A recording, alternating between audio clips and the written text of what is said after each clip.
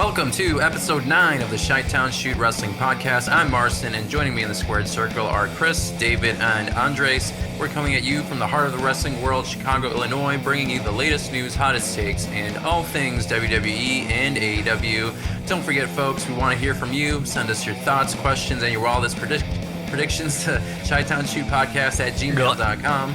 We'll tackle your comments in the Chi-Town Shoot mailbag. Without further ado, let's jump into it. But before we jump into the news, how's everyone's week been going? Good start. Anything crazy? I'm learning new things at work, so I'm happy. That's good. Learning how to print on t-shirts. Hey, if you're not learning, you're not living. That's true. We custom shirts on. Gotta keep getting that knowledge. Yeah, Did a lot of yard work. You did? Yeah. I need to. Yeah, I mean, we just mow the lawn. Well, we mowed it on like the highest setting because you're technically not supposed to mow it like super short earlier in May. But I mean, we also don't. We're not like the biggest fans of just like a super short, clean lawn type thing. I think we like more of like the shrubbery and stuff. But yeah, besides that, nothing crazy. Backlash obviously happened this past week. I was in Wisconsin. Oh yeah, you were in Wisconsin. You were at a concert. Yeah, just a good old-fashioned death metal concert. Fun for the whole family. Yeah. And Arthur was describing folks playing Magic the Gathering in the middle of that pit while people were running around them from the outside. There's footage of it. The band Frozen Soul. They had a bunch of packs that they were like, all right, you know, who knows Magic the Gathering? And people were going nuts, and some people like raised their hands or whatever. And you're like, all right, everybody that knows how to play, sit the fuck down in the middle, blah, blah, blah. We got packs, and everybody else just run the fuck around. So he starts throwing these packs out, and they're opening it, and I guess they're playing. I don't know how you build a deck out of like a handful. Yeah. Arthur was calling it the nucleus of autism in that concert right there. Yep. I mean, it was hilarious. I mean, that was pretty fucking cool though. Yeah, I feel like it must have been just like mimicking it because there's no way you could have like figured it out or played any kind of game in that kind of chaos. Perhaps, especially with just like random packs. Yeah, thrown at you. Nonetheless, it was cool. So yeah, it was them. You had Obituary, Cannibal Corpse, and Amon Amarth. I had my Hawaiian shirt so I can get my Jim Carrey Ace Ventura vibes going. You should have slicked back your hair, shaved your beard. I gave him the little dance. Arrows in your knee. Oh my god! Yeah, I definitely went in there. In LA when I went to LA because half that set was more of like the death rap. Like nice. Really Yeah. That's a cool crossover. I've like seen a few artists that were like kind of like mimicking it, but yeah, it was pretty cool. They actually play Hammer Smash Face when I was in the bathroom because I thought they were done. Like they were like, all right, last song, thanks for coming out, and it wasn't that song. So I went to the bathroom, take a piss, and as I'm taking a piss, they start playing gang. I'm like, ah, shit. Oh well. Went outside. You should always expect it to happen. Yep. But it was cool. Stayed there till Sunday, and then here we are recording the podcast not on Sunday. Yes, on Tuesday, and we might have to do it the next time too, because the next time we record again would be Memorial Day weekend, and people are going to Combo Breaker, probably are doing shit, so we might have to do it again on a Tuesday or something. Double or Nothing's that weekend too. Oh yeah, Double or Nothing and King and Queen of the Ring. It's that same weekend. Damn. That's why Double or Nothing's on Sunday, because King and Queen of the Ring is on Saturday. So there's that for you too. Combo Breaker on Friday. Combo Breaker and 2 wrestling PLEs. I mean, if we do the 3-day pass, we can do Combo Breaker. It's like, all right, we had enough. Go back to my crib, watch Double or Nothing, King Queen, and then go back next day or whatever. Well, there are separate days, is what I'm saying. Double or Nothing's on Sunday. King Queen of the Ring is on No. Saturday. We'll hit that. Well, if you want to see top 8, I don't know, or we'll just put it up on Twitch or some shit. I mean, I probably would only go like one day anyway, because yeah, at this point, I don't want to do 3 days for like 100, whatever it is, 15, 20. So what's I'd one just pay day? $50, 50. Okay. And I We're think going you have to Yeah, get it's in pricey. person. So I might just do that. But This way. Saturday yeah. it is. Future plans, just keeping that in mind, folks. Like, we're just doing some Fighting games and housekeeping. wrestling, same week. Oh yeah, I was also in Arizona last week, visiting Patrick's grandma. She's 90 and she's like walking like nobody's business. Smoking cigarettes. No, Yeah. she Yo, doesn't big smoke bump. cigarettes. Eh. She What's- enjoys her vodka though. What's her secret? What did you ask her? I don't Like, know. how'd you get to 90? All the martinis must have pickled herself. That's how you stay alive, I guess. I don't know. Wow. But yeah, That's from Mae Young. we were like in Tucson, Arizona. So it's like border of basically near the border of Mexico. Like when we were driving to the art, there's like this art town called Tubac. When we talked to the guy at Enterprise who was renting a car, we were like, Tupac? What do you mean Tupac? No, we're like, Tubac. We're going to see He's Tupac. alive. Yeah, Tupac's alive. We're gonna go see Tupac. No, Tubac is like this. It's like an old town. It looks like an old if you saw like a Western saloon or something like in the. Yeah, I don't know how to describe it, but they're like buildings from like the 1700s, but they've been repurposed to have like these art things like stores and restaurants and that kind of stuff. So that was pretty cool. They look And like Cowboy Bebop or Trigun. Yeah, a little bit. A little bit. And I've never seen so many cactuses in my life. So there was that. But anywho, I guess we can jump into the news this past week. Again, there's just there's always a lot of news, and I thought these two stuck out particularly. Specifically the first one with AEW and pertaining to Matt Hardy. So he didn't initially re-sign with AEW, but he says that talks haven't ended yet. He recently had his own little Ask Matt Anything edition of the Extreme Life of Matt Hardy, and he basically commented on why he had not re-signed with AEW. Initially, he left because he was looking for more than what they were giving him. For those of you who don't know, he left AEW in April after his contract expired in March.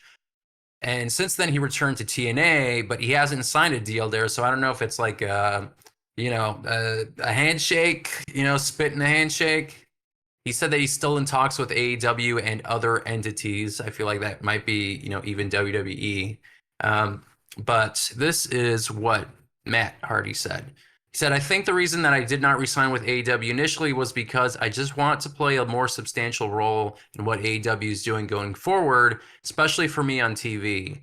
I want to be in something that is important, that is captivating, because that's what I want, especially with only a few years left to do this. We talked about some stuff and there were some deals, but it wasn't quite what I was looking for. We talked more and we're still talking. Talks haven't ended yet. They haven't ceased. So, once again, never say never. But I think the reason I left is because I'm looking for a little more than I think they were thinking to give me. If they were thinking that was going to make me happy, that's not necessarily what I was looking for. I still want to be a contributing force on whatever program I'm competing for. So, yeah, you guys have watched AEW, and David, you basically watched it since the beginning. How did you feel they treated Matt Hardy as a character on AEW television? He went there when it was like right by lockdown. He kind of got hindered by that. Yeah. He was in good spots. Like he did stuff with the Elite. He was in Stadium Stampede. He took bumps he shouldn't have. Yeah. Let's be real. He's a glorified fluffer, all right? He's making the talent look good. I think that's essentially was his role more or less in AEW, is to make, guys like the Bucks and all these younger talent kind of look better Yeah. That was his role. That's how he was portrayed, I imagine. So in his mind, he's like, well, I mean, I want to be part of something perhaps bigger storyline angle. So I think in this part of his career, he's the best thing that if there was a best case scenario, it would have something to do with Bray Wyatt somehow, some way. You know what I mean? Yeah. Other than that, like he should just ride off into the sunset. I honestly don't think him as his character can be done or anything be done more with that. I guess I don't know, but I mean he had that stint with like TNA for like a second not too long ago, right? Yeah, Matt Hardy. he had a long run with Broken Matt, even before that, like Big Money Matt, and and yeah, and with him, like I guess from like what Twitter's showing me, he's really trying to get like in the best shape of his life, but He looks good. same time, at the same time, like I completely understand the other side, and Yeah, I think he looks in fantastic he looks shape. good. I think maybe there could be spots for him, but I feel like him, like I don't know, being over in like a major way is far behind him. I think. He's always over. It's just like Yeah, yeah. he's just putting him in the right spots. Cause then he did like that Hardy Family Office thing, and it didn't really work out. And then he got fumbled a little bit with Jeff having to take care of himself, but at least Jeff took care of himself. Yeah. Well, would you guys be more intrigued if the Hardy Boys came back, or would you just rather them not be like in any AEW or WWE programming at all? I think if we see them, they should be in like not just like filler matches. Like they could get 5 minute, 10 minute segments. They're the Hardys. They could take care of that. Yeah. They could take care of if they need promos with in between time. Like Matt's been doing the internet thing forever now. So Yep. yeah, like I think it was just like a big miscommunication, or like they do need to figure out like what's best for Matt, because Matt, I don't think he wants a title. I Yeah, I mean, don't think he wants a title, but he probably wants like the TV Sting time. treatment. Oh You no, that's know. too much. Just give him some TV time. I think if it's TV time, then it's fine. But if it's like you want to be Sting, no, like that's reserved for Sting. Is he in his yeah. 50s or in his like late 40s still? He's in his 40s, I believe. Let's see. I mean, if Ric Flair can do it, I guess Matt Hardy can do it. Oh, for sure. I mean, if Sting can do it, Matt Hardy can do it. Like got a Sting soft had a great spot for Matt retirement Hardy. match. I mean, did Rich Flair really do it though? Yeah, apparently he had a heart think so. attack during his final match, Yeah, according he to doesn't even remember like half 49. of it. He said. He bled Matt out, Hardy is 49. but almost 50. 49. Okay. I mean, so The Yeah. Rock is 50 or 51, and he's doing the best work of his career right now. That's Like true. I think objectively, The Rock is doing like the best shit of his career right now. So I mean, like if Matt Hardy can find that like juice, or if they could find some kind of story that can maybe involve him in some way, I think it would be interesting. I don't like when Matt Hardy came back to WWE, I was kind of like weaning off it. Like he had Yeah. like the whole delete, but it wasn't exactly broken Matt Hardy, right? It was broken. yeah, it was a variation of it. And then Yeah. there was that period where He had a- I think they just brought back the Hardys for a WrestleMania night. Is that right? Like it was like one WrestleMania evening. I forgot which. It was like Yep, 30. That's how they redebuted, and then Jeff went down. And Down then, like what with weed Injury. and stuff. Oh, No, injury. no, sorry. Yeah. That's always my assumption for Jeff Hardy. Yeah, he went down. He went down with Drugs. that, and then Matt started turning into Woken, or they worked towards that, Oh yeah, and Yeah. then he did. I think Matt has a big soft spot, and I'm sure he does is for he did a tag team with Bray Wyatt, and then oh they yeah. had the titles with that for a little bit. Yeah, I mean, I feel like if you put him in some kind of situation like that could elevate the younger like talent, especially like tag teams even, I think that would be a good spot to put him, whether it's TNA or WWE. I mean, with AEW, I feel like it's such a weird beast because I feel like they do need more focus on like the newer talent, and because their roster is so stacked, not to say that WWE's isn't, but at least with WWE, they also have that developmental brand that AEW is kind of lacking in. Yeah. So I feel like Matt Hardy can also be. I mean, put him as a producer. Put it like I like how Natalia goes to NXT and like feuds with people down there, because I think it does help elevate those people, and also just shows them how a professional does it who's been in this business for like 20 years basically. Yeah, So, like I think Matt doesn't necessarily fit AEW. right. Like he should definitely do like some Natalia stuff. Now that you mention it, because I Yeah, think he'd do wonders for the younger guys, especially the guys that are trying to like branch out and be more than an extension of themselves, and be above and beyond, be that outlandish character. I think he would help a lot over there. exactly. I agree with that. Yeah, I think the only time I saw Matt Hardy on AEW television was at the live event when you guys, I think it was the Thanksgiving event. He was having a dark match actually. Yeah, he was on Dark. That was when Jeff had just like recently got on off TV. And then even like after that, like they kind of just, after the Hardy family stuff, they just turned into like those random Tony Khan low card bookings. Random put together stuff and just kind of fizzle out, go nowhere. Yep. Yeah. I mean, yeah, I do think Matt Yeah. Hardy deserves more, like something more fruitful than what he's been given recently.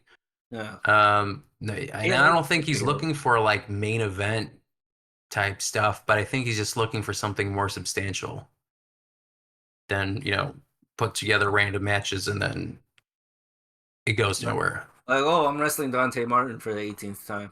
Yeah. Like what does that achieve? Yeah, I could care less about Top Flight, to be Yeah.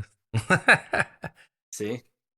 There you It's go. like two boring people. Popcorn time, baby. Like whatever. Like I mean, it's like everybody's flipping around and shit. Like there's nothing else there. There's flipping around. Matt Hardy's gonna hit a side effect. He's gonna hit a mid rope leg and fucking, and then we're Like gonna Will Ospreay, for instance, can do all that shit too, but at least he has substance to his character. He's not just the flippy dude. You know what I mean? Like he has character and personality to that. So you can do that as long as you can create this character. Because like I always say, like pro wrestling is kind of like live action comic book stuff.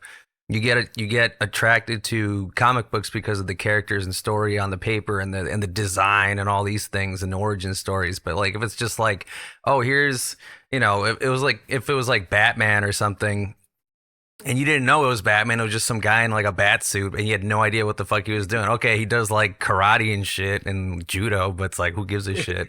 You know what I mean? So and in between. yeah. I mean, he also has the utility belt. Well, I'm just saying, like, Yeah. like if you didn't know any of that, like you just saw this and they said nothing about him. Oh, like a You know guy in what a I mean? spirit Halloween costume. Yeah, like No. here he is, but you don't know his origin story. You don't know why he does what he's doing. He just kind of looks cool, but it's like, who gives a shit? You know who brought Will Ospreay to TNA in 2014? Was it Matt Hardy? It was Matt Hardy. Oh shit! Full circle. That's how you get him back in the main event picture, right there. He could be his manager. I don't know. He could be in a managerial role, perhaps. Something Yeah, is Will like Ospreay that. still in the Don Callis family, loosely? Loosely. Kind of. Yeah. Yeah, I think there's probably some. I mean, obviously there's turmoil because he's, not very fond of how they went about jumping. Who did they jump? He's not even a heel though. It's just such a weird thing. But It's anyway, actually Will Ospreay's birthday. today. Yeah. Hey, happy That's birthday, just Will happened. Ospreay, Happy birthday, bruv. Birthday, bro. Happy Yeah. birthday, bro. Take the piss. Yeah, well, I mean, he was a heel more or less because he was fighting Kenny Omega and stuff like that Yeah. early on, but now Like it's healed by circumstance. yeah. But yeah, I mean, it's come to a point where you could see that the foundations of the bloodline are crumbling. The bloodline. Yeah, the other faction. It's that same parallel. Yeah. That's fair. All right. Well, I think that's enough of that. We can jump into the WWE side of news, specifically NXT. This tends to happen around every spring. I think folks, for whatever reason, were hoping that because it's a new era with Triple H that they wouldn't be cutting folks. But I just felt like at the end of the day, that's still a little unrealistic, just based on the sheer amount of like talent newcomers that you onboard and hire. So let's dive into it. Fightful's Corey Brennan posted on X that NXT cuts are coming. And they, after a number of different reports were circulating, they confirmed the specific people who were released from their contracts.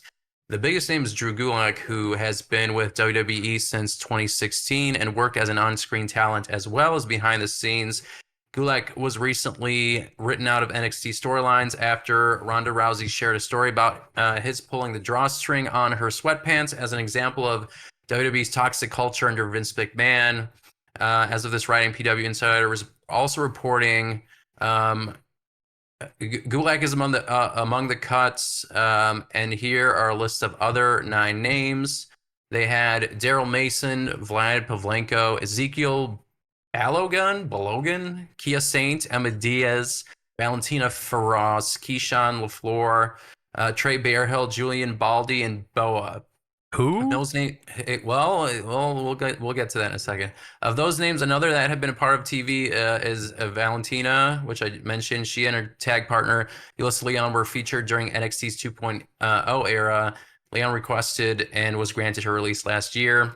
The others have been featured little, if at all, on NXT. Several, including Baldy, Diaz, LaFleur, and Mason, were part of the John Cena produced Next Gen docuseries on the Roku channel.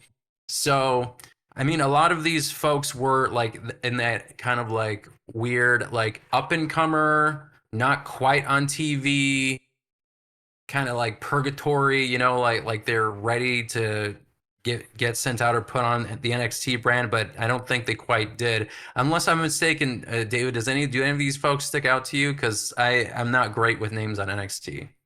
Other than Drew Gulak, not really. Other than, well, yeah, that and like the names from Roku, like I didn't watch any of that, but I do know of them. I mean, it's a recent show that didn't they just start airing this show? Like, I feel like, and then they just released like a nice chunk of these folks. Well, you know, that stuff's pre-produced from like a while back, so at this point they've probably been given other time. I'm sure if we were to look up the level up bill or something, they've worked a couple level ups, and NXT does do house shows in Florida. Yeah.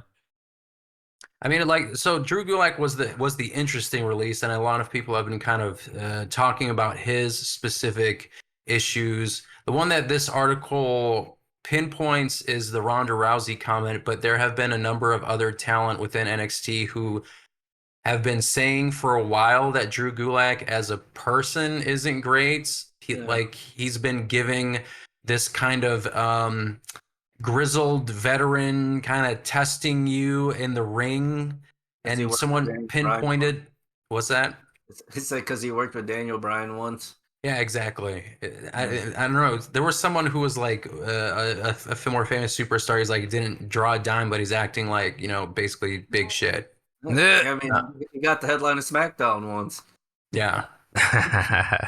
So there were stories about like NXT people, like if they got like injured or something and they came back, he would like pinpoint their injured like arm or whatever, you know, work stiff on the joint. Yeah, work stiff on those joints that were like injured not too long ago when they came back. So yeah, that's kind of messed up. Well, yeah, first of all, for that, he's a fucking dick. Yeah. And especially like with the new like the crop that they bring in now, it's not necessarily, you know, kids and you know, people running the indies for a couple years. These are people fresh out of college, like hey, my athletic career didn't work out. Thank God, and you know, WWE wanted the next step for me. So yeah, he wanted to hurt kids. Fucking drag his ass. Fuck you, Drew Gulak, you piece of shit. It's just He want Yeah. to hurt kids. Like Fuck that's what outta it sounds here. like. Fuck out of here. NXT's it already definitely taken doesn't sound like a care big of loss. somebody previously for being a bully. So it's just like if that's how you're gonna be, then Yeah, clip this shit. I'm the better Gulak, bitch. That's right, motherfucker. So Yeah. you're saying there's an opening for another ghoul-ick person? Another NXT? ghoul. Another ghoul-ick? He's the JBL of Ghoul-ish. NXT. But yeah, Forget. like he did all that crap. If he did do all that crap, he's a dick. If the Ronda thing's true, it's like okay, then. But I think it was more him in the locker room than it would be Ronda. Yeah, I mean, obviously the stuff is alleged, and you're taking these people's words for it. Allegedly, yeah, allegedly. That's how I feel. Allegedly. Yeah, but like the drawstring and all that stuff. If there's like a lot of people that are also corroborating similar things and just makes him look like a general a-hole, I feel like there could be some truth to what they've been no saying. space for like being an idiot or an asshole. And it's Yeah. like you're gonna be an idiot asshole. Yeah. I mean, especially not in this environment. Like, he just sounds like such a what do you want His shit don't stink. small dick energy. Yeah, like that just kind of, yeah, Dork. it just doesn't vibe with me. Yeah, a dork. Like that's just dork energy, man. You don't do that kind of stuff, or like again, like have some self-awareness for Christ's sake. Like you are not like Shawn Michaels or like a Triple H person, but he's going around acting like he is, which is kind of hilarious. He can go to AEW where they don't cut people. Hey, exactly. Get a nice steady paycheck. Recently, so it's Yeah, I know. I'm just kidding. They released like 2 people, I think, didn't they? Yeah. Recently, out of We the hundreds. we don't release people around here. And then I Free forget who they Danhausen. released. Yeah, free my man Danhausen. I mean, what do you guys think about just the general idea of releasing people like this? The people who, I mean, it could be what they've done in the past, like roster cuts, like more well-known people like Braun Strowman or even Bray Wyatt, like those kinds of folks that were just like let go, which were surprising. And you also have NXT releases and stuff. Do you feel like that's just kind of par for the course, or do you feel like maybe they just shouldn't have hired them in the first place type stuff? I think it's just the way shit goes. Yeah. Because even for like the Roku, there's a couple people that were on Roku, so it's like there was a strong belief in you to do something. John Cena produced this. John Cena was hands on with you, so it's just like it's not necessarily the end for them. So it's like just take all that and run. But Yeah, I mean, it's definitely it's the nature of the business. I think at some point it's like the wrestlers are your assets, and you got to sometimes cut costs. And they probably looked at the roster. It's like, okay, where can we save some money because they're not producing or whatever, and you're gonna do that. But I mean, like for instance, in like the Vince McMahon era, I mean, there were definitely like just questionable, firings where people got fired, and you're like, huh? Like they were onto something, so it just sort of makes sense. So it's very contextually, the context is required to understand why the hell they would cut somebody. But I think the act of cutting wrestlers is, I mean, it's part of the business. So even when Tony Khan was like, yeah, we don't cut people, then obviously he had to, because I'm guessing he wanted to save money or something. Like it's gonna happen. He runs the Jaguar. He has to cut plenty of people there. Right. All those names, honestly, I didn't really know any of them. So the fact that they were cut was like, okay, well, they probably haven't really been on TV too much, and they didn't really know what to do with them either. So yeah, I mean, they were like super like new, like green as hell, just started. It's just they weren't really like given like a fair chance. Pretty green, you say, or no? They go to NXT. They show up to NXT stuff just like everybody else okay. in NXT. Yeah. Like you got like one thing to keep in mind, and this is like they're all like Tiffany Stratton came in on this kind of deal. So like it's up to you. Yeah. Yeah. You either got it or you don't, right?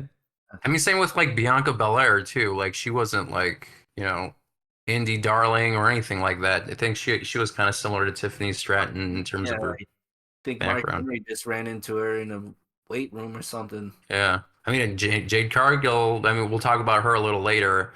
But I mean, there are certain people who just have that energy, and regardless if you're like a cheerleader or a fitness model or whatever it was, that you came up from and ended up being a wrestler, like you have it, you have the talent, you have the energy, like the aura, because some people are just born with it, and I feel like that's really true. Um, but yeah, I mean, I agree with what you guys were saying. I think it's just par for the course when it comes to, I mean, having a business or having a sports team or like people of talent that you are cultivating and trying to make better, and then they're just not up to snuff or what you expected, or maybe you don't have anything for them. And if you have a roster that you don't know what to do with, I mean, what are you supposed to do? I mean, you can be like I said, like Tony Khan does keep a lot of people on the shelf and give them a steady paycheck, but um, like you said, in sports too, the Jaguars, football, college football, all that kind of stuff. Like you got like the starting roster, and then you get cut off, and like it's just part of it. It's like Roman Reigns didn't want to be a football player, he got cut. Same with Brock Lesnar. And the I actually Rock. know a guy that was on the Broncos. He was a backup to the backup. It was like I forgot what position it was to the defense, but he happened to just be in the Broncos the year they won our Super Bowl. He didn't play one game. He was He's a like, backup hell to the yeah, I backup. was He on got the a ring and team. everything. That's He got a awesome. ring. That's good. Yeah, he's on the team, so everyone got one. Showed up to work. I showed up, man. Clocked Yeah, in, you took a showed up to shit, work. got a ring. Nah, dude, you guys still gotta know that playbook. Still gotta hit the weights. Yeah, Mhm. that's fair. Yeah, in case they call you up. Yeah, because they made you a backup to the backup for a reason, in case the backup didn't work Shit out can for the go main. wrong. Yeah, that's fair. But yeah, like I said, par for the course. I don't watch the Roku channel series. Is it still happening? Because that'd be kind of awkward if like they're still like talking about like getting better and they all I got think it's all released. out. I think it's all out. I am not 100%. Like, what's that? Because if I was in that, like, if I was into it, I'm like, well, what the hell am I watching this for? These people aren't even around anymore. It's like you just pushed on my next 3 Tuesdays. Yeah, and then they were like talking about how they're trying to get their dreams come true, and like there was this article that said they just got it already all over. released. By Dreams the are over, pants. kid. Out the bar by the pants. It's like that episode of True Life. I'm a professional wrestler. Yeah. Oh yeah. By the time it's all over, you're not a professional wrestler. What do you guys think? I kind of want to like expand on this, like the next gen stuff. And you guys remember Tough Enough? I feel like that never really worked out for anybody. Whoever was on Tough Enough or apparently Next Gen or whatever they had. Maven, he got a YouTube career out of this shit. Was he a Tough winner? Yeah, he was the first one. He was one of those guys. Yeah. Yeah, I remember Maven. that blonde one. He looked like Big Cass, and he was a winner for like and had like one match, maybe. Silent Rage. Yeah, something. Yeah, it was Silent Rage. Hell That yeah. was insane. That was Wasn't the cringe. Miz on there? Oh, And so, yeah. so in Tough Enough, because the NXT was supposed to be kind of like no, Tough Enough, Miz right? was on Real World. Yeah, No, he Miz was on but Real I thought like World. he ended up on Tough Enough too. I thought. Well, He the contested first for two it. seasons of NXT, or even the first three, was kind of like part reality TV show. Yeah, it was basically. Yeah, they were doing like weird competitions instead of like just having a regular show and like, getting better. And Al Snow was the main trainer, I think, too. Yeah. Yep. Fear Factor, eat a cockroach. I mean, it was stuff like that in the first two NXT seasons. And you had like Daniel Bryan. Oh, Daniel Bryan's Season NXT 4. trainer was The Miz. Season 4. Season 4, Tough Enough. Maven? The Miz. or Silent Rage? The Miz.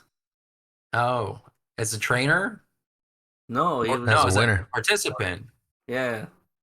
Oh, Did he No. win? No, he made it to the final round. they Oh, just okay. liked they just liked him and then just kept him. But I mean, he's here, and yeah, he's Well, done really well, I guess. For Oh, I heard that regardless, the two finalists will both get contracts regardless. It didn't matter who actually won. They both will be given opportunities to work for WWE even made after the it. fact. Were Shout there out to Miz. any female wrestlers that came out of that? Yeah. What was her Jackie name? Gata, I think. You guys remember her? Nydia. Media. Yeah, I remember her. She Mm-mm. was part of the same series as Maven, I believe. Jackie Gata. And then Oh, you just- Jackie Gata. Yeah, Jackie Gata. No. I mean, I remember seeing her on the like Raw 2 roster, but I don't know who that was. Because she was also there just for a short while, right? Like for a year or maybe or two, maybe. Yeah, not very long. I mean, Maven's highlight was throwing out the Undertaker, right? Yeah, Pretty much. Take it, make it his face. Oh yeah. Yeah. What the hell, boy? And they took a stiff one to the fucking head. Bang, bitch! Right in the head. No hand in front of the face. You just fucking knocked out. You guys watch the This is YouTube tough channel? enough. Yeah, I do. yeah. No. His I shit think pops Maven up. has a good head on his shoulders, though. Like I know he talked about his struggles, but I think as a person, like in his most recent like evolution as a person, he seems like a very smart, like level-headed dude. Like doesn't look like something will like piss him off, you know, if you got a Yeah. confrontation with him. His eyebrows evolved the most. And I also just kind of like his how he talks about like the wrestling, whatever it is, like the topic. I think he's a good like storyteller. So I'm glad he found new life in his short career. Clout chasing, the story. He ran with them promo classes. Yeah. Yeah. I mean, yeah, good for him. I mean, there's some interesting insight, I guess, from some of those There videos. is. I mean, like the other thing, like for me, I think it's interesting insight, but on the other hand, like when he's like talking about this stuff, I'm like, yeah, but that was like 25 years ago. Like you don't know how it is now. So like you sometimes he frames it in a way like, oh, it's happening right now. But I feel like certain things definitely changed since, 2002. For sure. My thing is, do they invite him back? I think that'd be He denied it, I think. I think he said he was invited, and he said he didn't feel like he was good enough to come back because he was Recently? given opportunity. I saw one of his videos because he did mention that they called him back or they asked him if he would like to, but it was a while ago. But he said no. He just said I don't think I'm like ready to come back or anything. And I think even now he just said no. He's just not going to ever. I think it'd be kind of interesting if they He just. just showed up somewhere. Hey, yo, shout out to Maven. Yo, let's do an interview, dog. let's do a Maven interview. Where do you go to get your eyebrows done? Yeah, I mean, like we gotta ask him all the non-wrestling stuff. Yeah. 'Cause Well, I'm funny sure thing he's about heard that is that everything. he actually said that along. I remember distinctly this, and I think it was in Tough Enough. He said that Stephanie McMahon was the one who made him do his eyebrows. Oh yeah. Really? Yeah, He said, "Get that caterpillar off that she shit." said because she like pulled him to the side, told him to do it, and then since then he's actually kept the look for doing that Yeah. Wow. because he still pretty much looks the same. I mean, obviously he looks older, Yeah, but yeah. But he you know, looks the but he's same. still pretty much the same though. I mean, if you never had hair, really, like you'll basically look like Stone Cold. Like I feel like Stone Cold has looked the same for 25, 30 years. Some wrinkles, obviously, but I mean, yeah. But yeah, he still looks like No hair, the don't same care. guy. So, yep. yeah. But yeah, Maybe Maven's he showed up cool. at, Booker T's promotion recently, Reality of Wrestling. Maven? Yeah. Oh yeah, I feel like did see Maven would that also be another crossover. good person to go on NXT. I mean, maybe I don't know, like if he'd be Yeah, like he- a coach or something, but Yeah, I think he'd make a good coach. yeah, like a coach or like I don't know, Manager. like an on-screen role. Yeah, just or have Ava do something else and have him be the GM. He had a clean drop kick. Because I feel like Did- he's got a big enough following. I mean, he's probably more popular now than he was then in terms of like just his following and stuff. And I'm sure a lot of his audience is also like just young wrestling fans who are just kind of like interested about this kind of stuff. So I don't Inside know. baseball. I think it'd be cool if Maven came back. Yeah, we got to DM that guy. Yeah. All right, well that's enough about Maven and NXT and Diva searches and The Miz. We'll jump into our main conversation tonight, which is Backlash that took place in Lyon, France this past Saturday. I keep assuming that it's on a Sunday, but it was on a Saturday.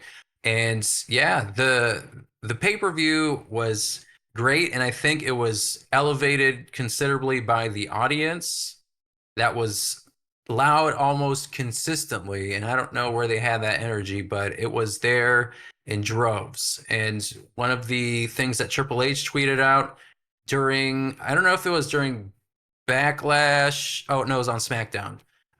He took to Twitter, announced that the fans who were in the venue actually received an emergency alert on their cell phones due to the level of noise that was being detected. Triple H said the WWE Universe in France literally received a warning about the noise level tonight at SmackDown at the LDLC Arena. Absolutely insane. Like Motorhead said, only way to feel the noise is when it's good and loud. Hell yeah, brother.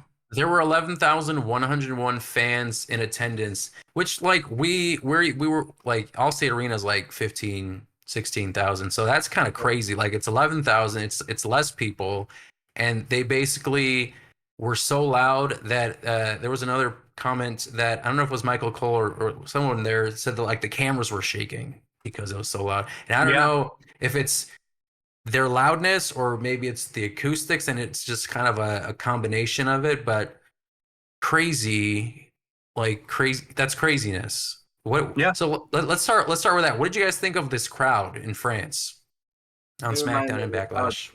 Like they're very high spirited. Wee wee. It was a good, yeah, it was a good time. Wee. Oh. I watched clips of the pay-per-view, but I mean every clip I've seen, it just feels like anytime they go to Europe, it's just that initial hunger of just wanting to have a live WWE event or wrestling event in that area. Because how often do they get to have that? I mean, almost never. So anytime they come into town, I'm guessing they're like, all right, we're gonna give it our all. Versus the jaded, American fan, maybe even Canadian fan. We get it every day, every week, pretty much, every month, exactly. So twice a year. Well, you know what it is. I think there's always a European tour almost every year. So, but they don't normally have not televised. Televised events or PLE for that matter. So that was special and unique. And I think that is partially the reason why they're so loud is because it's like I said, it's like the law of diminishing returns. If we're always exposed to live events in America, we're just kind of used to it. And maybe we enjoy it, but we're not like going to get crazy like our life depends on it because we see it all the time. At least that's what I'm assuming is what's happening here with the audience reaction in France and London, Italy, like all of those areas versus here. But I also feel like soccer matches and that kind of stuff that's like really strong in Europe or football matches, they're also like more crazy than like an American football match in terms of like the crowd participation and stuff. I just feel like it's just always much louder at like a European football game than even like football here or whatever you want to be putting on TV. So maybe it's just that European spirit. I don't know. Internationally, there's a lot of the camaraderie is different in terms of being in events, like you said, like sporting events, like you said, and I think that definitely crossed over. Yeah, it's a different vibe. It's a different energy. It's the cultures like you said the cultures like approaching people, how you interact with people, Like being in an indie show. Right, exactly. Yeah. But also like Italy, there was an example, or France, like people are, I don't want to say friendlier, but like I feel like in America it's a little more like you have your own space and there's just a different way how you react with people. So if you're in an arena with like just next to other people, I feel like there's more hesitation than like if I'm in Italy or France or even like parts of the UK. Although to be fair, in the UK they're also kind of reserved. So, um, but yeah, the crazy audience in France on SmackDown and on Backlash, and I did watch both shows, and they were really loud on SmackDown, and I do think that they outdid themselves uh with Backlash. I think initially in the Cody Rhodes versus AJ Styles promo on SmackDown, I don't think they were necessarily aware of what they were chanting. So I got the vibe that they felt like they were just um kind of like taking over and just like making like some kind of chant that doesn't necessarily pertain to them speaking, and that's why they kept trying to talk over each other as the whole crowd was chanting. You know what I mean? Like they didn't stop to like hear it. They did in certain parts, but then they're just like, all right, let's just talk through it because maybe they weren't sure what he meant. And I felt like Backlash, once like probably AJ Styles and other people were telling him like on social media what those chants meant, because I don't know if they necessarily knew going in. They're like, oh, they're calling me phenomenal. Oh, I see. That's what they're chanting the whole time. I think then he was like, okay, this is cool. Weird ass French people. No, Yeah. Kevin Owens probably told them. Yes. I mean, I guess it's the same kind of French as France, even though it's in Montreal. There might be a slight difference, but I think it's still just French. I was going to ask Moncherie. you how many people can fit in the Allstate Arena. You It's said like 15,000? 15 or Okay, so that's 16,000. Because we've obviously all been there. It's never been like that there. It's definitely been wild, but like to the fact that like the whole, like the whole show is just like doing this the whole time, like for the main event. You know? Fucking Yeah, like Blair Witch Chicago, type shit. Yeah, Chicago is a loud town, like comparatively speaking, in the United States, and I do think we're a loud crowd. I mean, Survivor Series when CM Punk showed up, like that was like you couldn't hear the theme song because it was so loud. And I mean, also like during WrestleMania, like at Raw, I thought we were pretty loud, but in the French, I feel like it never let up really, unless the Final Testament showed up and there was a gap in the chant, but. And someone pointed out was like, yeah, they were loud the whole time, and then the Final Testament didn't get a pop. Fuck out of my TV, bitch. Man. TV. Or the Authors of Pain, I think, not just Final Testament. Or there was Final Testament. Yeah, there But was. even witnessing the pay-per-view and like in seeing it, like the crowd, it was actually also entertaining as well. So like, and they were also animated. Like as they were chanting, it was like like the whole thing. I will say it was annoying for me, and David, I know you pointed that out. That anytime they do two, they say it, but then they're chanting it like every single time, like afterwards too, and then they kept doing it. I'm like, oh my god, shut the fuck up. I guess it's a common saying in their commentary. There goes our French fans. I mean, I did, and I did read that, and again, it just comes down to like the culture of like what is cool, like sayings and stuff that they know. I understand that, but I'm like, come on, bro, you don't have like do it when they count to two, but you don't have to keep doing it after the two finished, because then they're gonna do the two again, and they did it for every single two count. Like I was like, oh god, this is grating.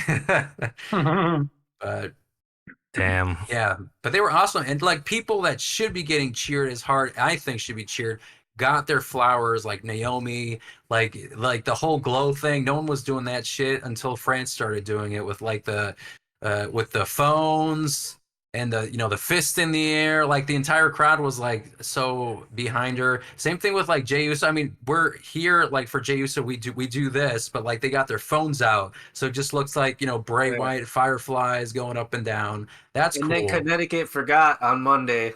Yeah, exactly. Well, see, exactly. Dumbass Americans. You could have copied something cool, and now it's going to be like a domino effect because people saw the Hartford, Connecticut one, and no one's going to do it anymore because they just probably forgot. No, because like if I was them, I would have wanted to like copy the French crowd and be like, okay, yeah, we can do that too, but they didn't. No, dude, we're gonna make everybody do it next time we go. It should. I feel like visually it just looks cooler. Like you got the arms, but if you got like visible orbs in the arena, all doing that at the same time. That's cool. Yeah. Same thing with Naomi, like the glow stuff. That's cool. Good for her. And like I said, everyone got a pop except Authors of Pain and the Final Test. All the heels got popped. Yes, except Final Test. Everybody. So Everybody. Ring boys. So that's the crowd. But let's jump into the actual meat of the PLE. There were only 5 matches, but each match got their own amount, a good amount of time for this PLE. And honestly, I was cool with it. I liked that there were only 5 matches. I was saying this before we started recording, but I don't think you need to stuff 12 matches into one PLE like, AEW has done. I mean, that's what they did with like WrestleMania. They made 2 days because it's so big, and that's good. But like, it's a marathon sometimes. I'm sorry, it's a marathon for me. Like, if you got like 12 or 13 matches, that's a lot. So it was kind of a breath of fresh air to only see 5 matches. But we got. Let's start with the first one. So we didn't really talk about this new bloodline, but I guess we could kind of jump into the conversation about this new version of the bloodline with this first match. With Randy Orton and Kevin Owens versus the Bloodline and Solo Sikoa and Tama Tonga. Guns up. Wolfpack. Oh yeah, Wolfpack. So like, this was a really good match. It was a really good match, and again, the crowd made it even better. Kevin Owens was speaking French in this match, or was it on SmackDown? I think he did it before introducing Randy Orton, and then he did it in his their little press run. Yeah, but this was a great match. I mean, it started off as a regular tag match, and for like a super short while, and they beat the crap out of each other. And then for whatever reason, Nick Aldis flew all the way to France just to walk down the aisle and tell them that it's going to be a street fight instead. He could have done it, on Skype, but whatever. He probably wanted the trip. He's the GM. He has to be there. Yeah. Oh, that's true, I guess. But I mean, you could have worked from home. But yes, very good match. Very hard hitting. Again, the crowd was hot the entire time. Man, Tama Tonga, as a wrestler, just was really like, he just looks threatening. Like, he looks like kick your ass. Your ass. Yeah, like very, very, very threatening. And we got them crazy eyes. You just see it, you're like, oh shit. Yes, exactly. Like, he just got out of the slammer and he was gonna like whoop your ass. But we also got a debut. Tongaloa, is that his name? I'm sorry. Yes. Yeah. So I don't know too much about him, but they were a tag team in New Japan, right? I think they were like 6-time New Japan tag team. Yep. Gorillas of Destiny. That's Bullet crazy. Bullet Club for life. So what you were talking about Wolfpack stuff earlier, but where do you think this version of the Bloodline is going? Like, they won, which I thought was the right thing to do, because they just started. If you just had fucking Solo Sikoa and Tama Tonga lose in like their first like Bloodline, I'm like the tribal chief type thing, you just kind of deflate the balloon immediately, before it even really starts. So any thoughts on this new Bloodline? Everybody gonna start joining. It's gonna go the way of ECW, WCW 2000, baby. We're gonna have Dennis Rodman in that bitch. You're gonna have Drake showing up with a Bloodline shirt. Wolfpack. Kendrick Lamar in the other one. Kendrick Lamar. Yep. Nah. It's definitely giving me Wolfpack vibes, like breaking away from the main group and doing their own thing for a bit, for sure. And that's definitely what this feels like. Yeah, I don't think it's gonna be like 30 people in like the Wolfpack or Disco Inferno. Yeah, we're all part of the Wolfpack. It's gonna be very Bullet Club. Do you think there's gonna be a face version? Like, do you think Roman Reigns is gonna have like a face Bloodline branch? Do you think that's where it's going? Yeah, I think so. I think he'll be face at first by nature. Yeah, just from like sheer return. Cool. Yeah. Yeah, and what? Paul Heyman's like in fear now, right? Isn't he? Yeah, he's working in complete fucking fear. Poor Paul. He's like, Somebody check on Paul. Yeah, he's like, oh, like I don't know. Okay. He said in one backstage segment that he hasn't talked to Roman Reigns since WrestleMania, Yeah. which is interesting. Why wouldn't he be talking to Roman Reigns since WrestleMania? That I don't understand why that's a problem. Is it because he's not picking up the phone? Because he was so disappointed in himself that he lost? Who knows? It, so like one thing that they kind of strayed away from is like the idea of like the elders in the bloodline. Uh-huh. So like that's who Solo was sent by. So The And Rock. maybe it'll tie back into that. Well, it might be the ones older than that, like Alpha and Sika and all of them. Because I was also thinking like Roman Reigns will have his side, and then The Rock will basically have like the Solo Sikoa bloodline, and Yeah. then that's how they're gonna get a Roman Reigns versus Rock match, by having these two factions within the bloodline Civil fighting War. each other. I mean that sounds pretty awesome. I hope that they do put them in War Games, and I hope I get some tickets. That'd be sick. Yeah, Yeah, that you would know be what? pretty cool. Chicago can just be like the yearly Survivor Series. The War Games. Yeah, let's just have war games here. War Games. But that was an awesome match, and also super interested to see where this goes. I mean, I've seen like images of them in New Japan, but I haven't really seen any of their matches or any of their promo work really. Solo Sikoa is doing a great job on the mic, and I'm pretty sure Tama Tonga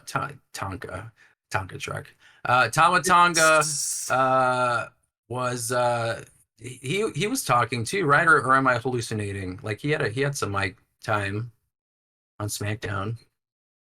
But I mean, like, yeah, I think it's building, because I wasn't sure where this bloodline story was going to go after WrestleMania, and Solo Sikoa being the leader, I was a little bit hesitant, and I mean, it's only been like 3 or 4 weeks, but from what I've seen so far, it's looking promising, and just make him look, like an unstoppable person, because historically Solo Sikoa has just lost, or hasn't been recently, yeah. Like he just kind of wasn't on any kind of winning streak, or making him look dominant. So I hope this is just their way of building that back up. He was winning up until he went against Cody. Yeah. He beat John Cena, right? Last year? Yeah. And he beat Cena. And he had a really good run in NXT 2.0 when they were dealing with all of that. Mm-hmm. Yeah, but really impressive. Now, we'll jump into the WWE Women's Tag Team Championship match. Kabuki Warriors versus Bianca Belair and Jade Cargill. Now, I'll mention the positives first, and then there was this one part that we can kind of talk about for those of you who watched the full match. But yeah, I mean, it was a really fun match. On the whole, really fun match. Again, the crowd adds another like half a star or star to this match if I was Dave Meltzer and I was awarding it, some kind of rating system. But yeah, the Kabuki Warriors, Bianca Belair, Jade Cargill, they won the tag titles, and I was happy that they did, because for me, I hope that this means that they're going to do something with these tag titles, because for the longest time, it felt like they were just kind of there, like a prop. It felt like, what the IC belt and the US belt were before, like 2021 or whatever it is. Like they were just kind of like floating and doing nothing.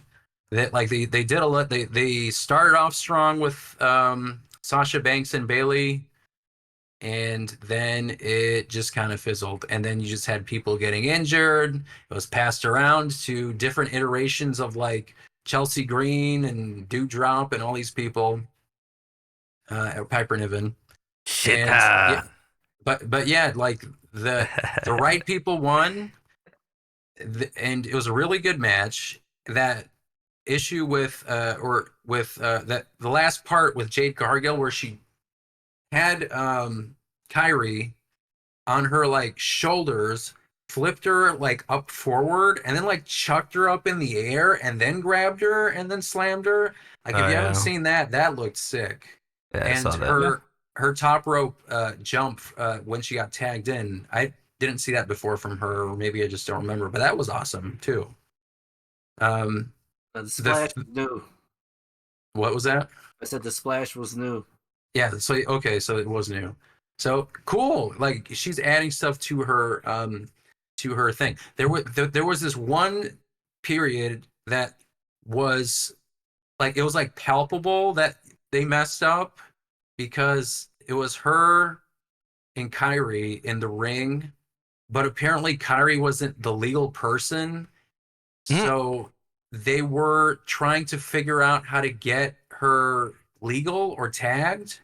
And you can tell in the ring that she wasn't really sure what to do in that Wait, who? instance because Jade Cargill and Kyrie, Okay. what to do in that instance because it was supposed to be set up. When the ref said they weren't legal, that's not where they were supposed to go because now they're like, oh crap, well how do we get to be the legal person? So there was like this not long period, but it really felt long, like that they were trying to figure out what to do. And it was like she didn't have any move sets like remembered for this part because this wasn't supposed to happen. So there was this specific part of this tag match where there was like some finicking, some makeshift like headbutt and maybe some kind of like slam or something. And it looked like she was trying to talk to her to have her figure out what to do next. And then eventually they tagged in and did that. But like that, just that one part, it was like palpable. I was like, "Ooh, this is awkward." They As I'm just like watching this. swatch spots. It's like, all right, now you walk in the thing, and now we set it up. Well, like they tagged, like she went back and tagged, I think, and then tagged back in, and then they did the spot with like the double arm, whatever.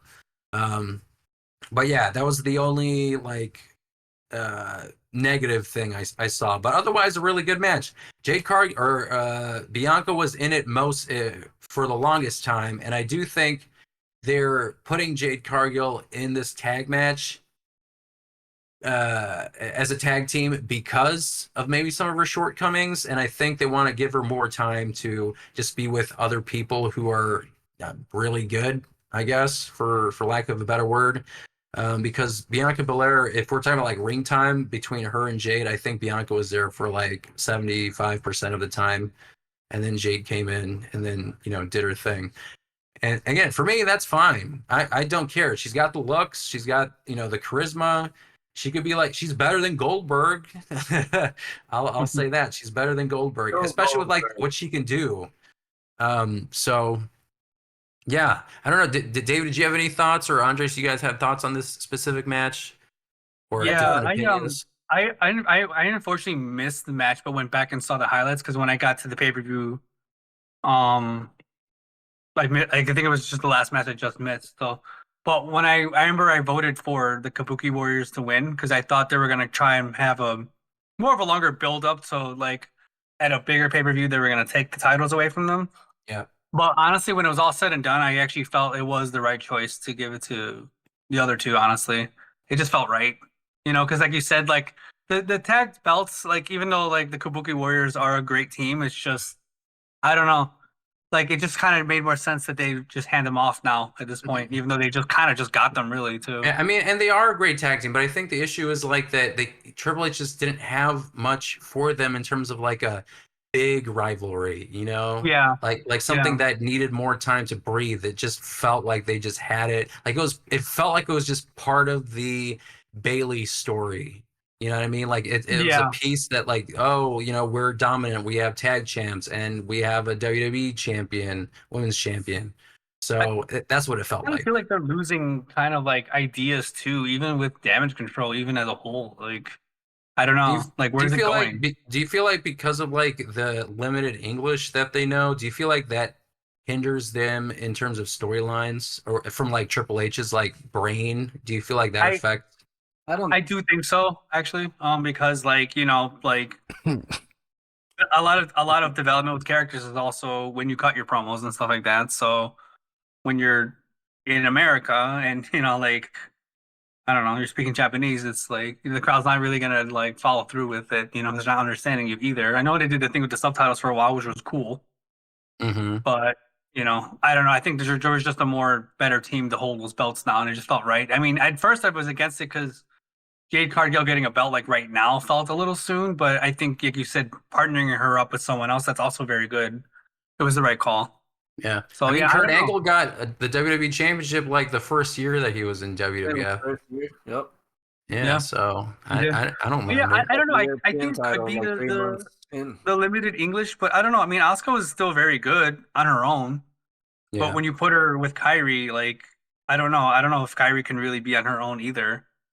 She did amazing in NXT, but like when she came to Raw, it was like different, Yeah. you know?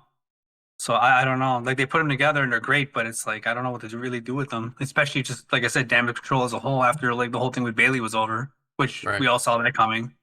So I mean, you're kind of seeing on Raw that there is this new story that they're building for Queen of the Ring with like Dakota yeah, Kai and Io Sky. Io Sky getting her win and moving on to the Queen of the Ring. Should have been Finals. Natalia. Just saying. Should have. I mean, I feel like Natalia is just happy to be that, like you said earlier, fluffer talent or whatever, enhancement talent. I think is what you're looking for. Enhanced one way or another. Yeah. Well, Nah, I mean. yeah, but Natalia's kind of in that role. But I feel Like, like at least like the shouldn't story was there for her. You know what I mean? The Owen Hart thing, and Bret Hart I think was a King of the Ring at one point. It was all there. I feel at least just this one time they could have just like give her actually, I this feel one like last bit. Natalia's the one that's been there forever, and just they don't really seem to do like too much with her, really. Hey, Natalia put over the other girls. Yeah. Yeah, that And kind of I just think seems like she's what happy she's to. there. I feel like she's happy to do it. I'm sure she wants to be WWE champion again. And you're just kind of like eating a shit sandwich and grin while you do it. But I don't know. Like she has been the WWE Women's Champion and Divas Champion in the past, so it's not like they've never given it to her. But for every time, it's also just been short stints as champion. But she's a good worker. She's a great worker, and she puts Yeah. on good matches. She's reliable. I She's mean, valued. yeah, Yeah. I think she's. Team I player, mean, huh? it's like the Miz or I don't know, Rey Mysterio, like folks who have been there for a long time, and they're not necessarily going to throw a belt on them. Although with Rey, they have, but For like a minute. yeah, night. but I mean, but still, like he was like U.S. champ. They gave them the WWE championship for one night, and then John Cena beat him and whatever. But that was 10 years ago. Tag champ with Dom. Tag champ with his kid. I mean, they put belts Even though on he's a him. terrible dad. Yeah, He's a terrible dad. but yeah. Well, we went off on a tangent, but yeah, Kabuki Warriors lost. So it was a good match just with that spot. So I just want to go through our predictions real quick and just we already talked about the bloodline. So Chris, I did, and David all predicted the bloodline would win, and then Andres, you said Randy Orton and Kevin Owens. So that's one strike on you for this match we're talking about right now. You said Kabuki Warriors, and then yeah, us three said Bianca Belair and Jade Cargill. So there you go for that one. Loser takes a shot at Malort. Yeah, I was gonna say what should be the loser or the winner thing, because I think spoiler, I think me and David got all of them right. Yeah, because I think Chris, you missed one. You thought Tiffany Stratton was gonna win the championship, Tiffy time. but I thought it was too soon, and it was too soon. But I feel like she'll definitely be the champion Before like, WrestleMania. by WrestleMania. And you know what? Let's talk about it, because that's the next match I want to talk about. So Bayley versus Naomi versus Tiffany Stratton was the next match, or maybe it was the second. Whatever on the card, on my card, it's the next match we're talking about. Yeah, Bailey's the WWE champion. She got that. Is that a specific Bailey chant that Fran? Because I've heard it before, but is it also like pulled from like a sports a match or something? Because when they're chanting Bailey, because I've heard that before and only in Europe again. But yeah, awesome to see that. I know in Um, England they sang a Beatles song and they replaced the lyrics with her name. I believe it was a Beatles song, and originated there because I've been mm, hearing it from other European countries too. I don't know if that was the chant though. I didn't. That's another match I missed that I only got to see the highlights of. yeah. But again, really good match. This is where they saw the glow stuff and Tiffany Stratton. They just had a really good athletic, fast paced match. I mean, I don't know what else to say. It was the right person to win. I didn't think Bailey should have lost the belt yet. She just won it at WrestleMania, and she deserved that WrestleMania moment. And I think she also deserves a longer title reign than losing it in like 3 weeks or getting, the Drew McIntyre treatment and losing the belt in 5 minutes and 43 seconds or whatever it is CM Punk said it Right. was. But well, where do you guys feel like it goes? It goes from here because Tiffany Stratton lost, was upset. Naomi at the end of the match was kind of like, "Oh, we had a good match," and they hugged it out and still maintained the baby face role. Wasn't that upset. Where does Bailey go from here? Who's her challenger? I forget who's on SmackDown. SmackDown's pretty stacked, so who knows? Yeah, I mean, I feel like Tiffany Stratton can be the challenger again, right? Yeah, probably get a rematch, like a triple threat. I don't know, but a one-on-one would be. Chelsea Green maybe, or did they just shove her in NXT, or was she doing double duty, kind of like Double Karrion duty. Cross? Who? Karrion Cross. Yeah, he'd be carrying that cross for sure. Because I don't know if, I mean, maybe, like, they are tag champs, but maybe they could give Bianca Belair, because she's still upset with Bailey, because she was in Damage Control and they did make her life a living hell, so It's true. I could see that as well. Like a tweener kind of thing, like, even though it makes sense, but I don't know. I don't know. I feel like Tiffany Stratton would make sense to just keep that one going. I'm trying to think. I mean, BFAB, that's not happening. Going there. Candice LeRae, Fab. Blair Davenport, maybe. I mean, she's going to be an up and comer, but it'd be interesting to just put her in there, kind of like Tiffany Stratton. She just started at Elimination Chamber. She just started last week. Yeah, basically. Like put her according to the roster. According to like I said, you got Chelsea Green, you got Blair Davenport, Elektra Lopez. I guess I didn't really see her do too much ring work, so I can't comment. You have Indy Hartwell, Mishin. Oh, Nia Jax. I mean, there's that too. Nia Jax is on SmackDown now. Piper Niven, Tegan Knox. I mean, yeah, she's got a bunch of girls that she can go to work with. But I think the one that makes the most sense, at least in the short term, is Tiffany Stratton, because I feel like there's still more juice left in that berry, so to speak. I would Maxine. say so too. The WWE universe really seems to like her too. So Yeah. I'd like a Chelsea good Green draw. program.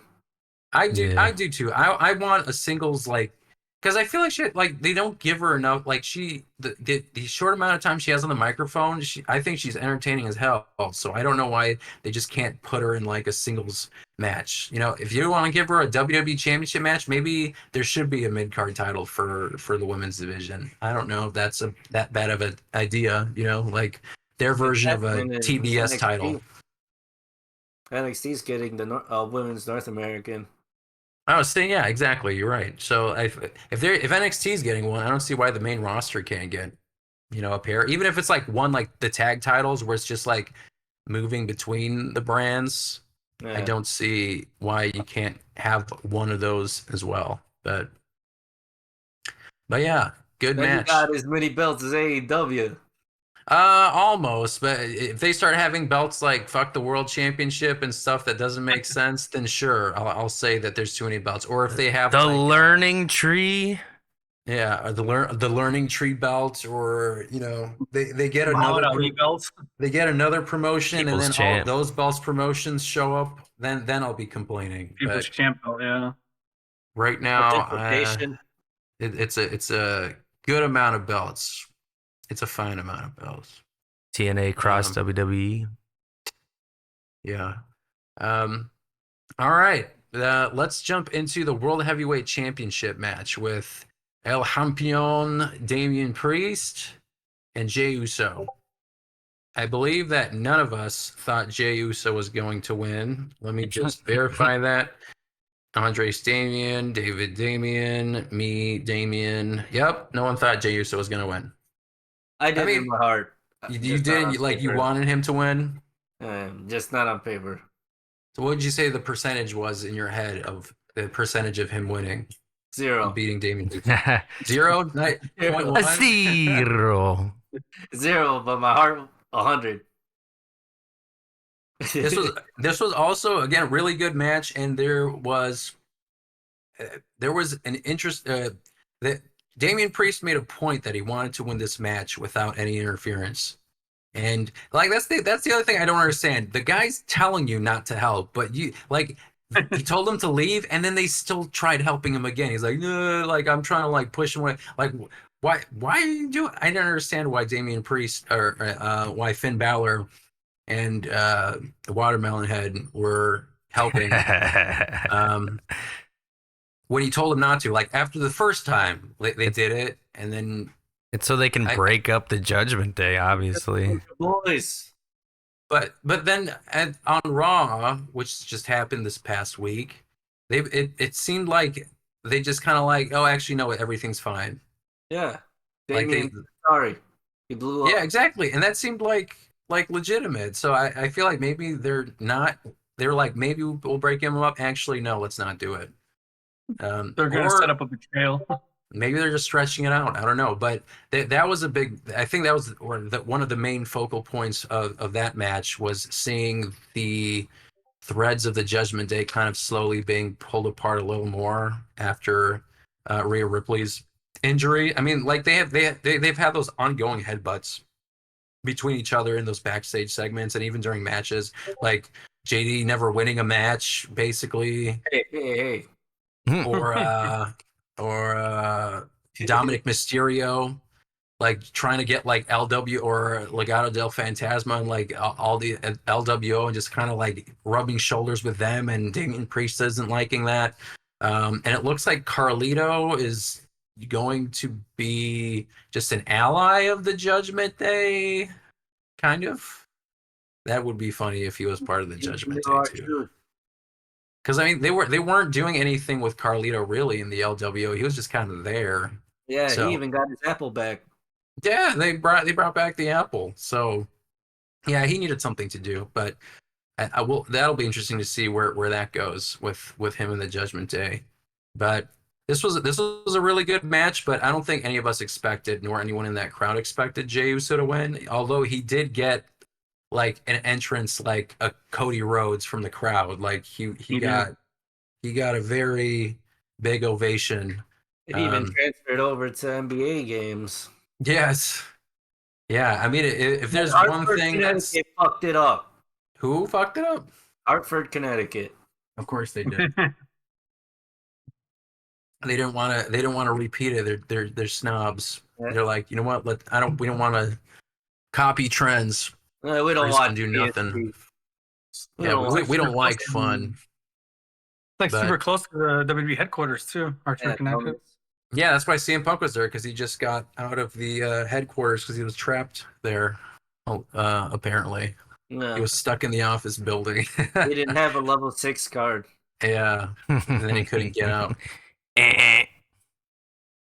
He said he was a choke artist, and then made that choke joke again to Dork. To what's his face? Oh my god. Dork.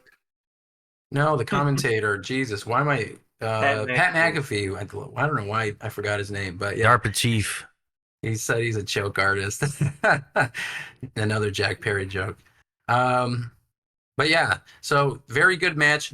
So where do you guys? What did you guys think of this? Where do you think the Judgment Day is going? Do you feel like they are going to get broken up Not based for a on the while. interaction? Yeah, it's just gonna be trickle down economics in terms of that. Slow burn, baby. Yeah. Mhm. What about Damian Priest as a champion? How long do you think that's going to last? Hopefully not long. Just kidding. SummerSlam. Not Clash at the Castle? Like, what's Drew McIntyre going to do? Is it going to be Drew McIntyre versus Damian Priest Punk. CM Punk. and CM Punk? No, just Punk. So you're saying he's not even going to be involved in the championship match? Not yet. I don't think those two need the belt. At this point, they've carried it enough to where they don't need the belt. Yes, I kind of agree. I just feel like with this new version of the World Heavyweight Championship, I feel like it might need some heavy hitters to add onto it to add more prestige. I know Seth Rollins was a DP. champ for, huh? Said DP? DP. It's not the same DP. gravitas. DP. No, that's a category on some specific hub site. I don't remember what it's No. called. That's what our truth calls them. He calls him DP. Yeah. Oh, Jesus. Come on, man. This is why our You truth might not feel better. is an Make- American treasure. Make a shirt. Yeah, it'll be as popular as that Britt Baker shirt with the black eye. It'll be as controversial. Somebody got to pull up the numbers. Like, is there a way to like find out how many shirts that they sold with that specific shirt? Like, who bought that damn shirt? The black eye one? Yeah. We I gotta know. Sales department. Yo, how much y'all selling them shirts? 2? Anyone who hit checkout and put their PayPal information, they're now on a registry in the FBI. Yeah, exactly. They checked if they're married. If they're married, they dinged them. Yeah. Exactly. Now they can't purchase any firearms based on their history. Yeah. But Anytime I they go don't to know. Chili's, there's already cops waiting outside. Unless you get a DP shirt, then you're in the clear. Yeah. But okay, so if you're saying that CM Punk is in the title match, and neither is Drew McIntyre, and it doesn't look like Jey Uso's being in the title match, because it seems like he looks like he's being groomed for the King of the Ring. He might win the King of the Ring. King So- of the ring. King of the Ring, Kang of the Ring. So who would challenge Damian Priest? I mean, I could see the run back from McIntyre. I guess they could somehow weave that back in because, I mean, who currently on Raw would be somebody he would Gunther? feud with?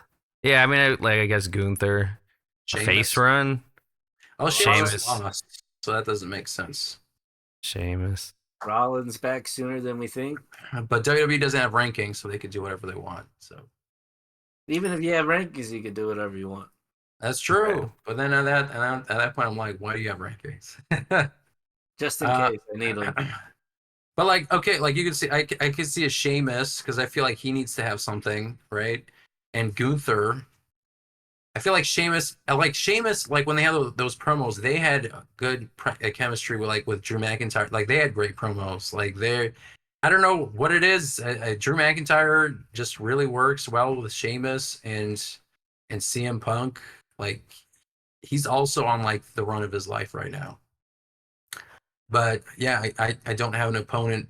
I would like to see Gunther be the person to fight Damian Priest, but I think that might be too soon. Because I feel like if you put Gunther in that match, he has to win because he was so dominant before, I think. So, I don't know. Maybe by then it'll be Balor time. Maybe. Yeah, it could be the Balor betrayal. That's That's fair. what I'm anticipating. But isn't this PLE's in June, right? So they don't have that much time. It's a month from now. Better work So- quick. Huh? Well, I definitely think they're setting up something for Judgment Day. They're just giving little hints, but I do feel like there's gonna be a betrayal coming. Maybe the first match will be friendly. No, like he'll let him win. No, like they'll be friends when the match starts. Like Kyle Uh, Fletcher and Will Ospreay match. I mean, I guess another thing I didn't think about is uh the Bo Dallas character. Because there Howdy? have, huh? Howdy? Howdy, yeah. I mean, we don't know if it's Howdy. It's Howdy. We assume it's Howdy. It could be like, I feel like it's some kind of iteration of a Bray Wyatt character, but I don't know if it's necessarily Uncle Howdy because I just feel like as a wrestler, like in his whatever outfit they showed as a wrestling character, it just doesn't look like it would work in a ring. I don't know. It just looks weird. But I mean, it could be Believe wrong. in the Shield. But I feel like maybe that's a good way of like Damian Priest getting a new challenger is by having this entity or whatever it is debut soon, and maybe that could be his challenger because I don't think Karrion Kross is getting a title shot Why anytime soon. I I mean, it wouldn't even work. I mean, I guess maybe there's Rey Mysterio, Ricochet. Strowman. Oh yeah, you're right. Strowman could. I could see Strowman kinda or threw himself Sheamus. in there. Strowman Yeah. beat Goldberg. My God, Cat. You're right. I mean, and he also is very, very intimidating, Large. for lack of a better word. Like he could definitely kick his ass, and he looks like he could kick his ass. So. What about Braun Breaker? Oh, that's true, but I think it's too early for him. But he still looks, yeah, he looks dominant as hell. So I wouldn't be surprised if they gave him a belt opportunity. But I think in the short term, it's not happening. Because he's on Raw, right? Dragunov and He's Priest on Raw. on NXT. Yeah, he is on Raw. Okay. Yeah, he got drafted to Raw. Yeah. So did Dijak. On NXT, when Dragunov lost right before he went out there, Priest wished him good luck. Interesting. Well, Lost. that might be where it's going. All right. I'm all for it. Go Dragunov. That would be awesome. That guy is sick.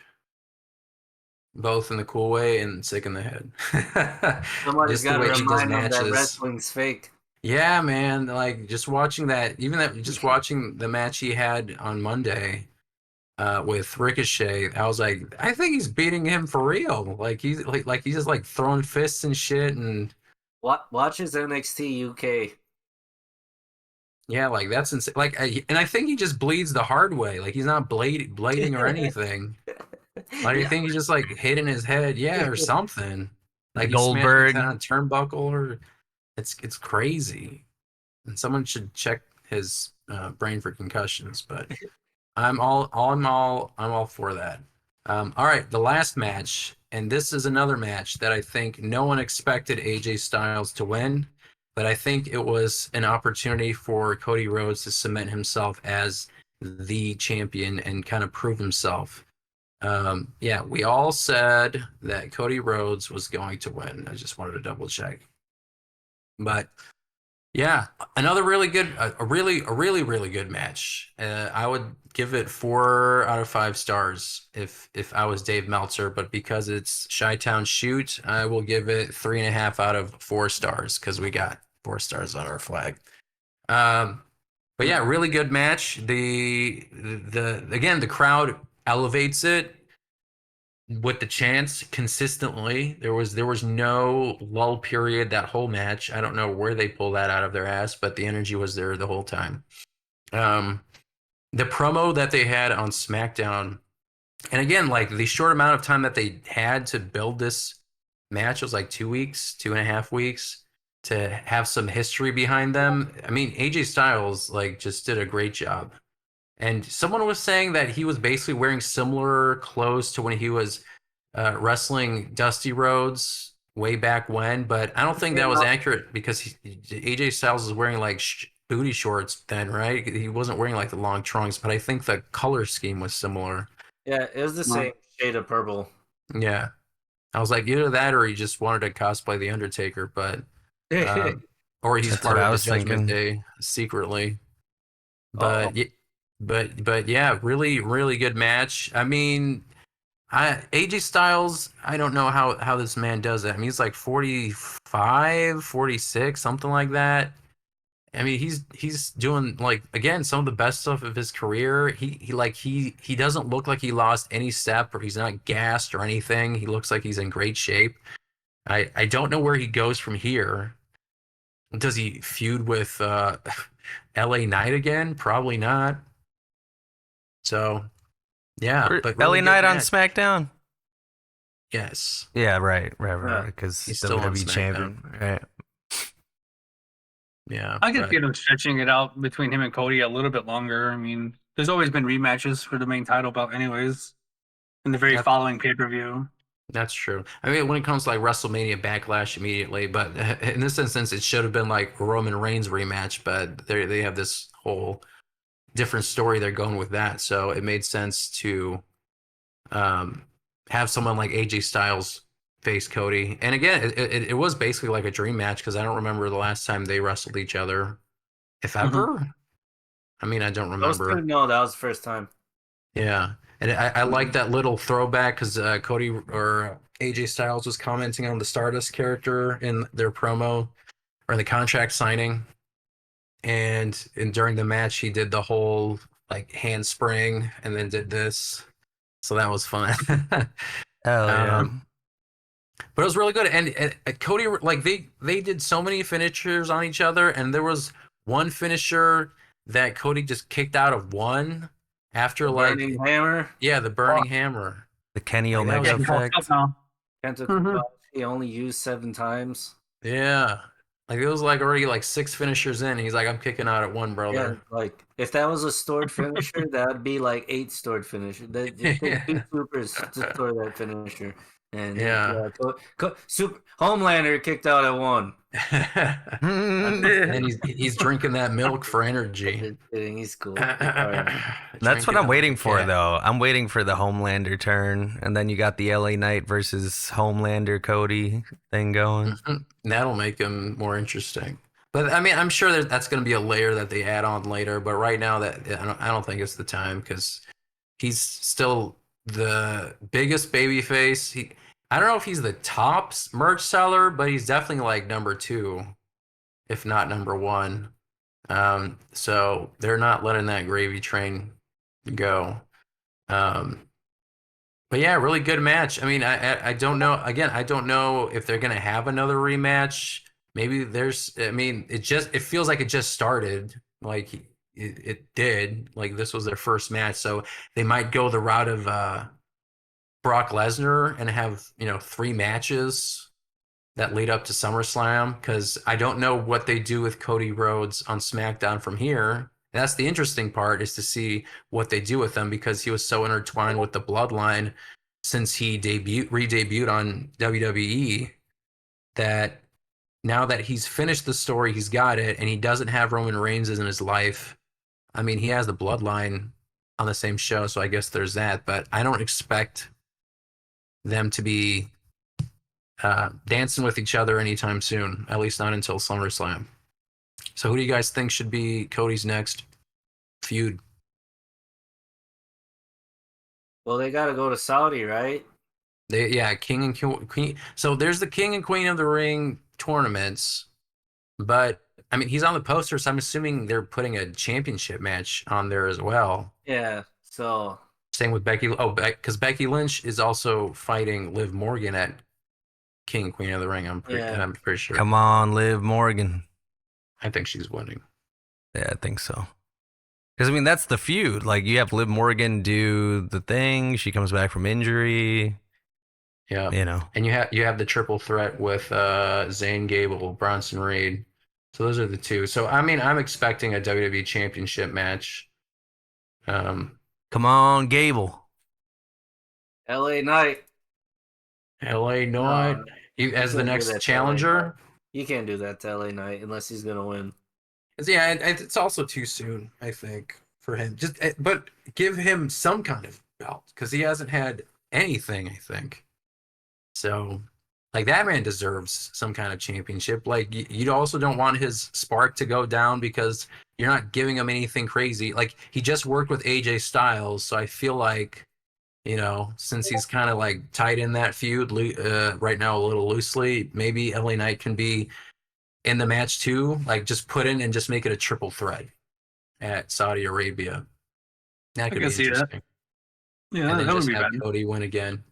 Like I feel like this Cody championship, like it's like the vibe is like we know he's like the guy, so it just doesn't seem like he's going to lose anytime soon. So I feel like anytime we see these matches, we're just like, well, he's gonna win.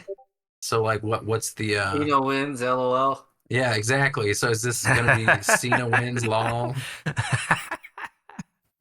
I don't think it is, but I feel like the more you have him just like win and like not have any sense of, oh, maybe he could lose the belt. Well, at least he might could put suck. on an entertaining match. You know That's what I mean? true. Mm-hmm. Yeah, he's got the energy. I mean, his energy was off the wall there. Like all that French energy he was channeling. Like he was also like, I thought he was gonna rip his own skin off because he was so hyped. We. BFE. Yeah. So you guys think LA Knight maybe as the Cody Rhodes contender for a potential triple threat between him, Cody, and Styles? They could keep Yeah. Styles going too. Yeah, I mean Styles might get like a clap back or some shit on SmackDown. Yeah. Lose twice real quick. You feel me? Yeah, exactly. Get another loss. Another fluffer, as Chris says. Yeah. One of those enhancement talents. I mean, yeah. Who else would it? Andrade. You got No, yeah, he's not like- Raw now. oh yeah. Or did Is he he? go to? Is Or it? did he get switched to SmackDown? No, he's on SmackDown. That's right. He got. I drafted mean, to SmackDown. there's You that. got I mean, like, Carmelo Hayes, but like, why- he just lost.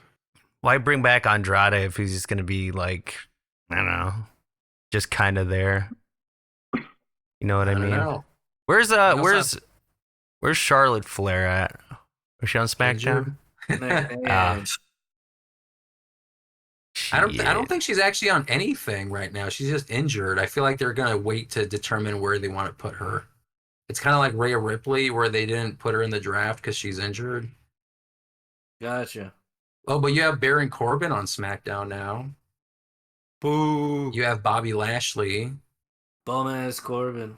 Yeah, you got Dragon Lee's not doing anything. You got Giovanni Vinci as his own person now on SmackDown, so that should be interesting. I don't know Job what they're gonna do with King. that. Patora wore off. He's his own person again. But you got Johnny Gargano, you got Kevin Owens, LA Knight, I mean, Randy Orton, maybe Randy Orton, I guess, right? another Shinsuke match. Oh God. I wouldn't be surprised if it's Logan Paul. Well, you think as a United States champion, he'll get a WWE championship match? Yeah, I mean, look where they have to work that day. I mean, I guess Logan doesn't care. Uh, I feel like, Ew, I brother. don't know. I feel like most of them don't care. That day. They kind of, Yeah. bro. They would have got Yokozuna if Yokozuna was still alive. They definitely would have. I'm just saying, it would have wonder- made it happen. Is their deal with like Saudi Arabia up, or do we feel like they're just like, oh no, we're just doing Saudi Arabia PLEs now? Because They came to an agreement for a length of time. yeah, because I knew it was like for like a decade or something, but I feel like it's been almost a decade. It's gonna be a lifetime. They extended it to lifetime. It's Saudi they oil just money built, too like, sweet. A WWE World, didn't they, in Saudi Arabia? Like they Well, built like that, and it's like, theme unless park. you're saying no on Skype, I'm not saying no. Exactly. You got to put the knives away. They already had an airline problem one time. Yep. And You did, dude. some journalist got turned into dog food or something. Yeah. So So yeah, Not a fan. gotta go. So I yeah, gotta more Saudi Arabian pay-per-views. But why not? You know, I don't care. Like you go. I mean, I'm still entertained. yeah, I'm still entertained. I mean, and you have to separate the politics from the actual people who live there Yeah, because nobody not got hurt. everyone, yeah, not everyone reflects the regime that is currently there. Sponsored by negotiation tactics. Sponsored by Yeah. ExxonMobil. Yes, BP oil. Cricket yeah. wireless. But yeah, I mean, yeah. For Cody Rhodes' next feud, I guess we'll find out on SmackDown and see where it goes from there because this upcoming SmackDown is the 10th, and then again they basically have 2 or 3 weeks between the SmackDown and the King and Queen of the Ring pay-per-view to put together some matches. And then I feel like they just like put themselves in this like weird like 2 to 3 week period stuff because then again it's Clash of the Castle, but I think it's later in June, so maybe they got more time there. But yeah, right now it's like PLE 2.5 weeks, another PLE 2.5 weeks, another PLE. So Yeah, NXT is gonna be at the UFC Apex for their next PLE. that should be interesting. I mean, it's just an arena, right? It's not like there's gonna be taking place in an octagon for their matches, which that'd be funny. We heard that you wanted a 6-sided ring. Yeah, it'll be like a forbidden door with WWE and TNA, and they got a 6-sided. It's just an octagon, like a cage instead of a ring. Brawl for all. I got you an idea. Dana Carvey. Dana White. Dana Carvey. I'm going to be a master of disguise.